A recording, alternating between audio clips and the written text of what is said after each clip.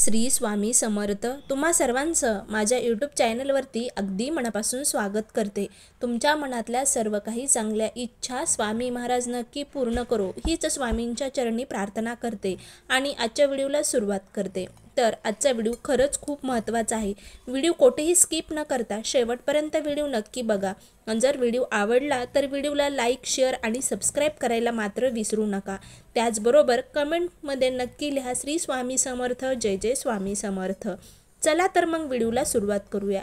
तर आता माता लक्ष्मीला प्रसन्न करण्यासाठी आपण बरेचसे उपाय तोडगे करत असतो, व्रत वैकल्य करत असतो। त्याचबरोबर आता मार्गशीर्ष महिन्याला सुरुवात होत आहे। 1 डिसेंबरला आहे अमावस्या, तर 5 डिसेंबरला आहे पहिला मार्गशीर्ष महिन्यातला गुरुवार।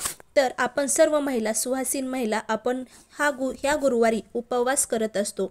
प्रत्येक गुरुवारी उपवास करून पूजा मांडणी, तसेच मंगळवारी, शुक्रवारी माता लक्ष्मी आणि अन्नपूर्णा देवीची पूजा सुद्धा आपण करत असतो। तर प्रत्येकाला वाटतं की आपल्या घरामध्ये लक्ष्मी मातेचा वास असावा, कारण ज्या घरामध्ये लक्ष्मी माता असते त्या घरामध्ये कशाचीही कमतरता नसते।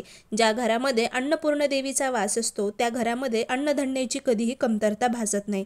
आणि प्रत्येक महिलाला वाटत असते, प्रत्येकाला वाटत असते की आपल्या घरामध्ये माता लक्ष्मीने नक्कीच नांदावा। तर माता लक्ष्मीने आपल्या घरामध्ये नांदावा याच्यासाठी काही आपण उपाय तोडगी सुद्धा करत असतो। तर मार्गशीर्ष महिन्यामध्ये या गोष्टी नक्की तुम्ही करा, जेणेकरून तुमच्या घरामध्ये माता लक्ष्मीचा वास कायम राहील। तुमच्या घरातलं आनंदाचं वातावरण, प्रसन्न वातावरण राहण्यास सुरुवात होईल। घरामध्ये सुख, शांती, आनंद असेल तर सर्वांना च्या मनोकामना सुद्धा पूर्ण होत असतात। तर त्या कोणत्या गोष्टी आहेत की आपल्याला नक्की करायच्या आहेत मार्गशीर्ष महिन्यामध्ये। आता प्रत्येक गुरुवारी आपण उपवास तर करत आहोत, तर पूजा सुद्धा आपल्याला मांडायची आहे। तर सर्वात महत्त्वाचं म्हणजे आता पूजा कशी मांडायची याची सविस्तर माहिती आपण एका व्हिडिओमध्ये व्हिडिओ बनवणार आहे, तुमच्यापर्यंत लवकरच तो व्हिडिओ येईल। तर सर्वात महत्त्वाचं म्हणजे ज्यावेळेस आपण गुरुवारी लवकर उठताल त्यावेळेस आपला मेन दरवाजा स्वच्छ करून घरातलं वातावरण सुद्धा स्वच्छ पाहिजे। तर ह्या दिवशी नक्कीच आपल्याला हळदीचं लेपन आपल्या मेन उंबरठ्यावरती लावायचं आहे। त्यानंतर हळदीचं लेपन उंबरठ्यावर लावणं झालं की लगेच मेन दरवाजा जो आहे तो आपल्याला पुसून घ्यायचा आहे आणि त्याच्यावरती आपल्याला एक स्वास्तिक काढायची आहे। त्याच्यानंतर दर गुरुवारी तुम्हाला हे करायचं आहे। मार्गशीर्ष महिन्यामध्ये दर गुरुवारी आपल्याला ही गोष्ट करायची आहे। त्यानंतर आपलं जे किचन आहे, किचन वठा आहे, तेथे सुद्धा आपल्याला एक स्वास्तिक काढायची आहे। तिथे आपल्या माता अन्नपूर्णा देवीचा वास आपल्या घरामध्ये सतत राहावा, आपल्याला कधीही अन्नधान्याची कमतरता पडू नये म्हणून आपल्याला दर गुरुवारी घराचा मेन दरवाजा आणि जे आपला किचन आहे तेथे आपल्याला एक स्वस्तिक काढायची आहे भिंतीवरती।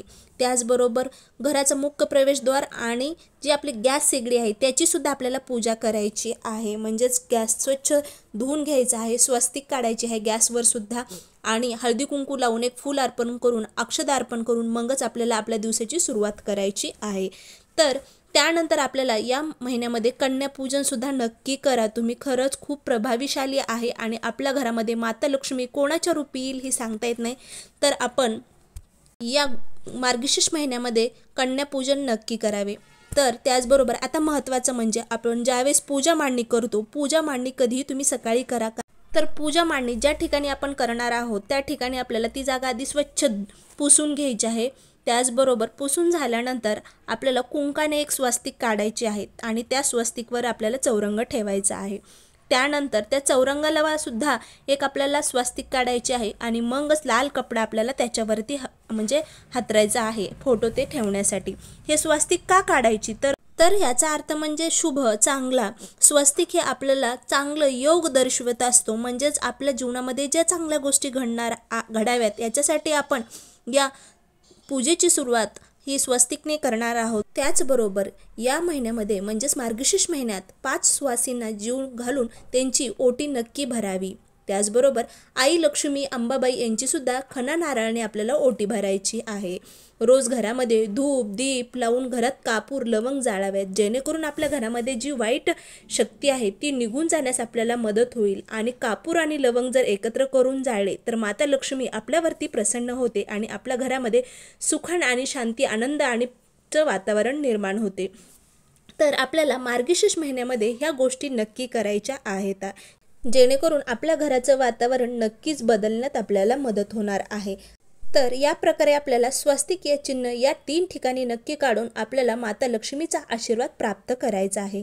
तर या प्रकारे आजचा व्हिडिओ होता। खरंच तुम्हाला व्हिडिओ आवडला असेल तर व्हिडिओला लाईक, शेअर आणि सबस्क्राईब करायला मात्र विसरू नका। श्री स्वामी समर्थ। जय जय स्वामी समर्थ। अवधूत चिंतन श्री गुरुदेव दत्त।